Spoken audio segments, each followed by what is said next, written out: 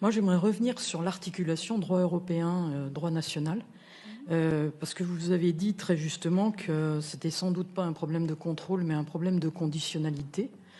Mais le problème, c'est qu'en fait, on se retrouve face à des conditionnalités et des injonctions contradictoires dans les conditionnalités. C'est-à-dire que si on s'en tient au droit européen, le droit européen, il va permettre des aides pour des grandes politiques européennes, des objectifs. Prenons l'objectif de la recherche, de l'innovation. Mais si on met une condition, un élément conditionnel sur l'emploi, là, on tombe sous le travers des aides aux entreprises qui peuvent être des aides aux entreprises en difficulté. Et ça, c'est interdit par le droit européen. Et donc, j'ai l'impression qu'on a une espèce de contradiction dans la capacité d'articuler droit européen et droit national.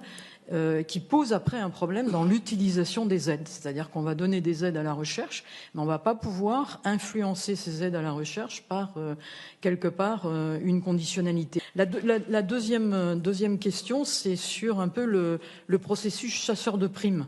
C'est-à-dire que, en fait, comment on peut approcher la question du lien entre les grandes entreprises et les entreprises de plus modeste taille, mais qui bénéficient d'impôts, de subventions, notamment dans le domaine de la recherche, et je pense au domaine pharmaceutique.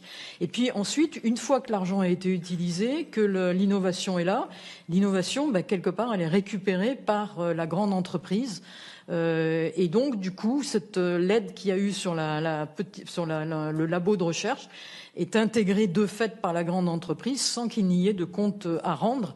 Et on se retrouve finalement dans un cercle un peu vicieux. Et dernière question, est-ce qu'on peut parler de contrôle d'aide d'État sans parler de droit de la concurrence européenne? C'est-à-dire qu'on a le droit de la concurrence au niveau européen, il a été pensé pour assurer une libre concurrence à l'intérieur de l'Europe.